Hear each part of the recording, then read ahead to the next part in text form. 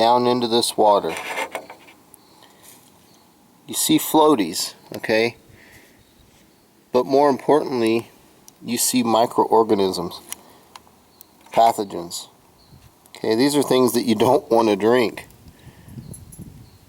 This is the importance of filtering your water. Do you really want to drink that, guy?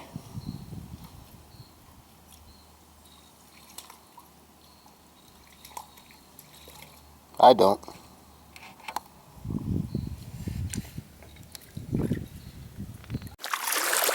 Hello everybody, welcome back. Jiu-Jitsu 2000 here today. I'm coming at you with an interesting video for you today. Today I want to talk about water filtration, okay? And how can we make a primitive water filter? In my hand I have an old beat up plastic bottle that I found in a trash can, okay? Actually, in fact, it was out here on the creek where I'm at and it was floating. Okay, so nonetheless, I have a vessel to contain my items that I need to put in this vessel to make a water filter. Now, the first thing I need to do is I need to cut the bottom, or in our case, this would be the top of the filter. I need to cut this top off. So there's a ring that goes right around the bottom, or top in our case, and I'm going to just cut right along that ring. Okay, so let me show you. I'm just cutting right along that ring. Doesn't have to be anything fancy, folks, okay? This is a primitive water filter, okay? So I have these two pieces apart. Put my knife away. Now we got to go find the components to put inside here to filter our water. Okay, when it comes to water filtration, there's basically 3 different elements that I need to put in this container. Okay, one of the elements for the very bottom by where my hand is, that would be sand. But I don't want to put the sand in there right away because the sand will fall right out the bottom. So I need some small rocks to be my bottom level up to about where my finger is. And then above that, I'm going to have a small layer of sand, and then above that I'm going to have some charcoal out of the fire. And the 4th section is going to be some dry grass, okay, some dry vegetation. Okay, right now I'm looking down into the water and I see a lot of, not really dirt, but I see a lot of little rocks and things like that. Those are going to be perfect for my first layer of my filter. Okay, so in my hand, in my fingers here, I have a small rock. I'm going to drop that pebble down into the bottom. You see that? It'll allow water to pass through. Let me tilt this down and show you. Bear with me. It will allow water to pass through, but it won't stop sand. So I'm going to take this handful of gravel mixture. I'm going to put it right on top of that. So I have a small layer of gravel. In fact, I'm going to get a little bit more.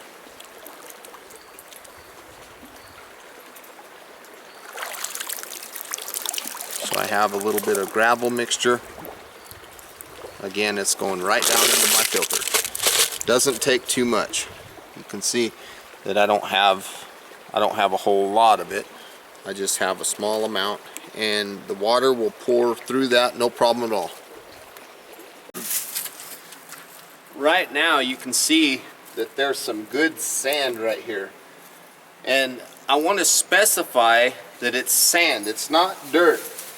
The difference between sand and dirt is dirt will clog up when it has water in it, and sand won't. Sand will let the water pass through it. So I want to get a good little layer of sand. Whoops. If there's any twigs or sticks or anything like that, try to get those out. My dog is back here chasing lizards. So you want to try to get as much sand in there as possible. I mean, we don't want it all the way full, but we do want a pretty good layer of sand because that's going to be one of our main filters. That's going to be doing a lot of work for us. So a pretty good layer of sand. So this is what we're looking like at this point. So again, I've got rocks, pebbles, and a pretty decent layer of sand. Next step, we're going to find some charcoal and put it in there. Okay everybody, here is some charcoal from a fire pit that I used to use over here. I leave the charcoal in here when I leave, and I do that because sometimes I like to come back and I like to rob this charcoal for things just like this. So I'm going to put a pretty good little layer of charcoal in there. And you're probably wondering, what is the purpose of the charcoal? Well, what the charcoal does is it takes the chemicals, the bad chemicals, out of the water. Now you notice I kind of crunched it up a little bit. I wanted to make it a little bit smaller. So the reason I do that is so that I have more, I guess, filtering ability. It's a little bit finer, so it tends to filter a little bit better. Now at this point, I'm going to just pack this baby down, and the last layer is going to be dry vegetation. Almost the same kind of stuff that you would use in your tinder bundle to make a fire. So just simple dry vegetation. So let me pack this down, and you can see that I have this just about to here with charcoal. So again, I've got gravel, rocks, sand. I got a thick layer of sand and a thick layer of charcoal. That's our main filter. Now the last is the pre-filter, if you will, and that's going to be the vegetation. Okay, my apology if the camera is not real level. I'm kind of dealing with the tripod out here on the river. So this dry vegetation, this dry grass, would be excellent for fire starting tinder. This is also going to be excellent for our filter. Now you want to make sure that when you get this dry grass that you pull all the green stuff out. You don't really want anything live. I mean, if you get some in there, it'll be alright, but you want to try to avoid it as much as you can.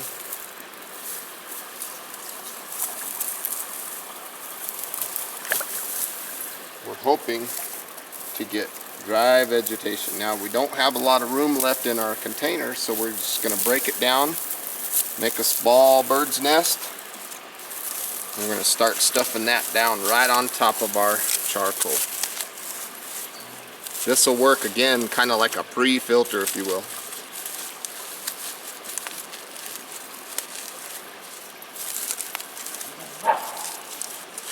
My dogs are going crazy out here. They're chasing lizards.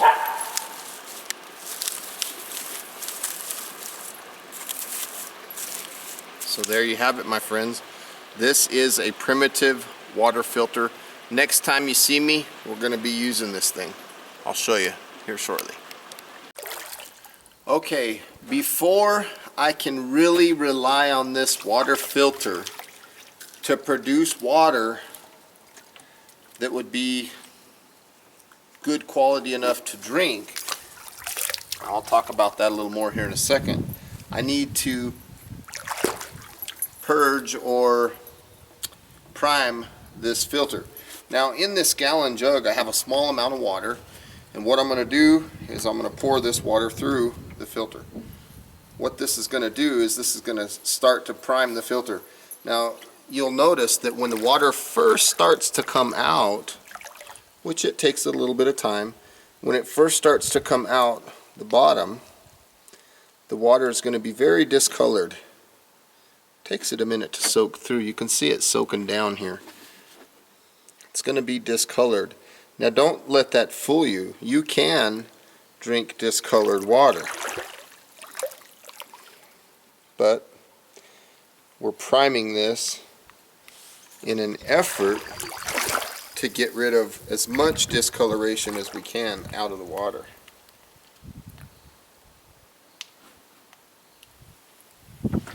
It'll start dripping here in a second. I had to get those things off. That drip is not from the filter yet. Now those are, I believe. Okay, and you can see the colors of that water is very brown. Let's see if I can put this behind it as a contrast. You see the color of that water is very brown. That's because we're in the priming process right now. And what it's doing is any of the sand or any of the dirt that might have been inside the filter might have had, it might have not been clean. So that's the priming step. Make sure that you don't forget this. You want to prime this filter until you get water that's coming out of it that's fairly clean. I mean, you're not going to get crystal clear mountain spring water clear, but you want to get water at least that's clearer than what you see there. So don't forget this step. Make sure you prime your water filter. You can see now that the water that's coming out of the filter is not as brown. Okay, it's much clearer. This filter is now sufficiently primed. Okay, again, it's much clearer than it was. Still has a tiny brown tint to it, and I poured just under half a gallon through. So at this point, I'm going to dump this water out, and this container is now going to be my catch container for my water filter. So from here, I'm just going to pour, this is what my setup is going to look like. I'm just going to pour water into my water filter, and it's going to filter down, and the water that's in this jug is going to be filtered water. Now, you might be wondering to yourself, once the water is filtered, can you drink it? That's a touchy question. Water filtration does take a lot of impurities out of the water. It does take some of the chemicals out of the water.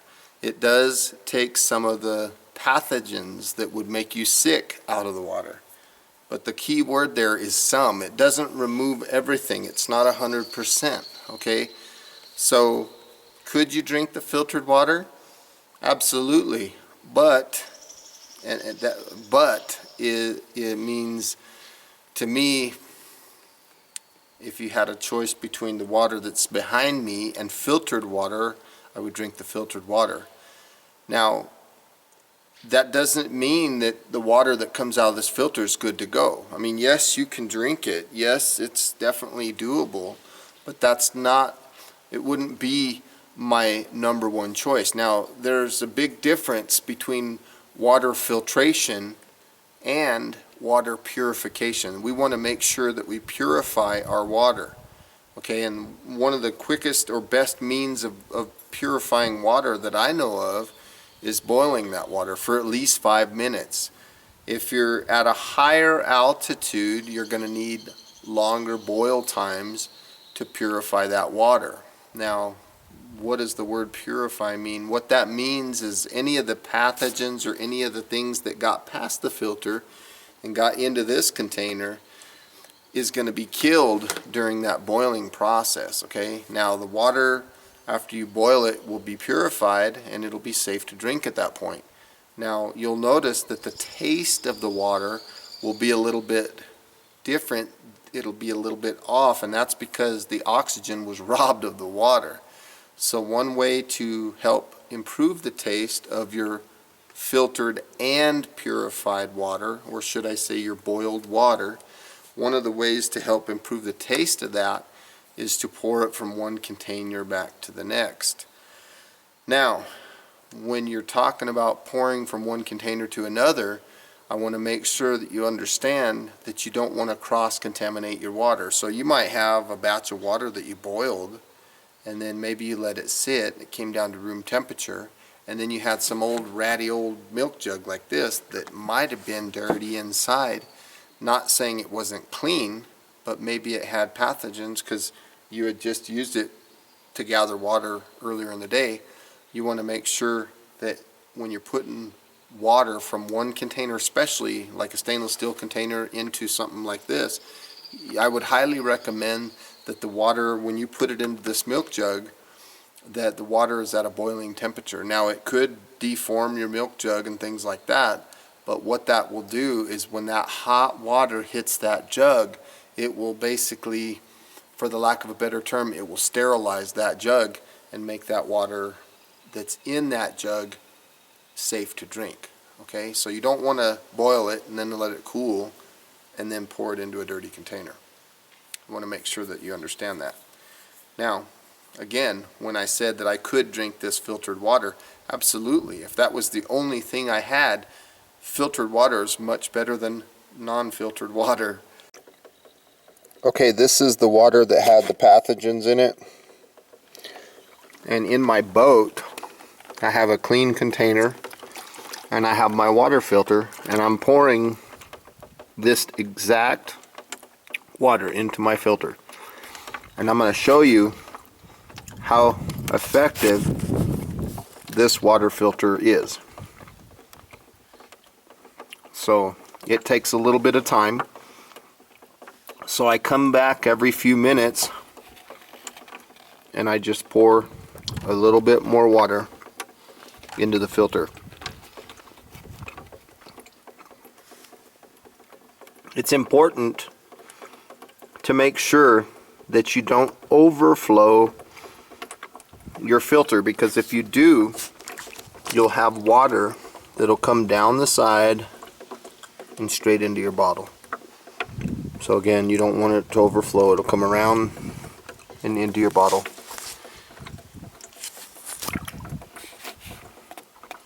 So I just top it off a little bit every few minutes. About every 10 minutes or something, I'll come and I'll top it off.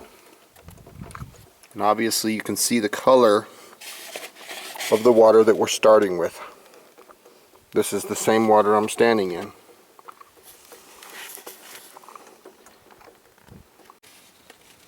Well, here goes the last bit of the water out of this cup. And as soon as this gets done filtering, then I will be putting that filtered water in this container, and I'll be purifying it on that fire,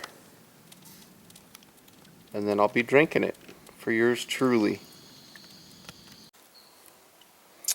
Okay, let's take the water filter out, and this is our water that we filtered. Now that discoloration in the bottom, that's actually on the bottom of this container, so it's not the water inside. The water inside, you can obviously see, is a little bit discolored, but that's nothing really too bad to worry about. I'm going to pour that water in this container.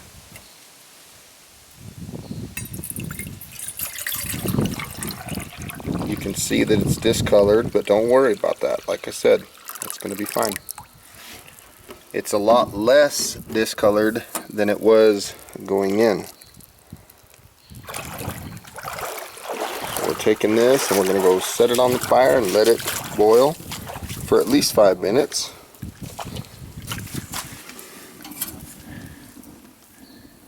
And we'll be taking a drink. See you in a few minutes. Okay folks, now that's that good rolling boil that I was referring to. So we basically need to see that for a minimum of 5 minutes, and then that water will be drinkable. No problem after that. It'll kill all the pathogens, everything that's in that water. So we'll see you in 5 minutes.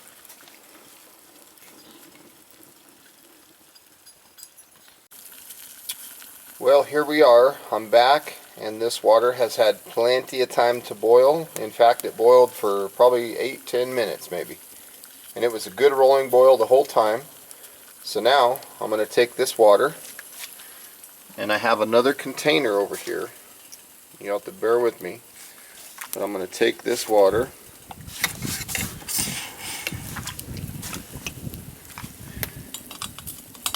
over here to the boat. Sorry about that. I have another stainless steel container over here in the boat. Bear with me. So now I can pour my water into this container, and what that'll do is that since this water was boiling when it entered this container, it automatically, for the lack of a better term, it sterilized this container. So now I'm going to pour it back, and I'm trying to do two things here. I'm trying to cool the water, and I'm trying to aerate the water. I'm just putting oxygen back in the water so it doesn't taste so bad.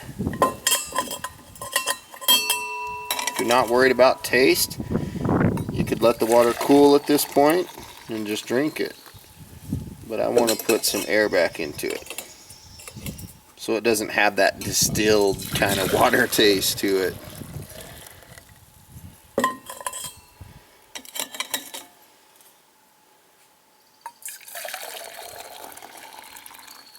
Okay, and that's probably enough.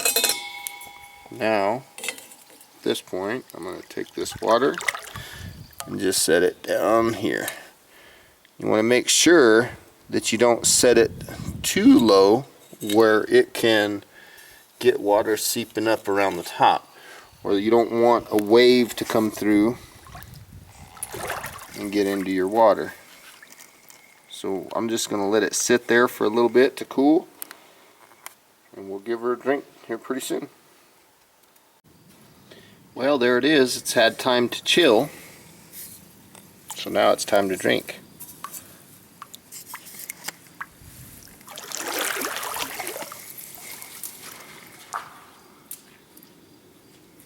My seat right there.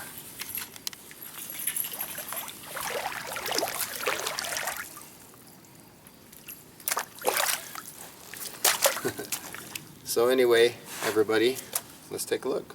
This is the water. You saw the color of it.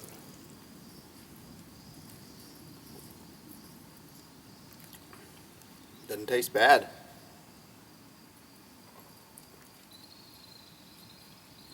And this is 1 quart.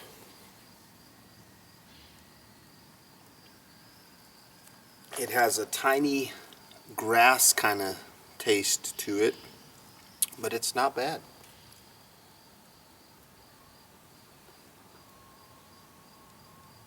All the pathogens are gone. Everything's dead. It's good water.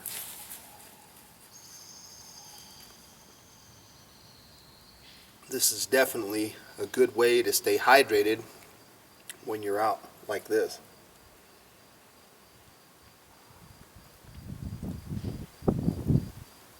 I'm almost done.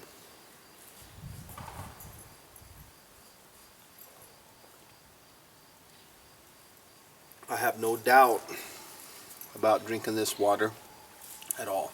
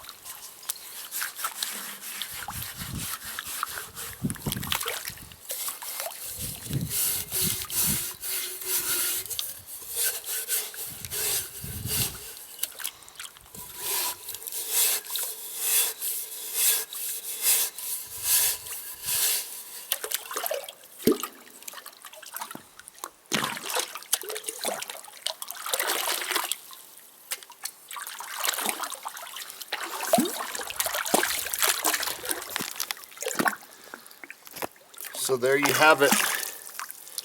Nice and clean. Good as new. I love these stainless steel pans that I get. They work great.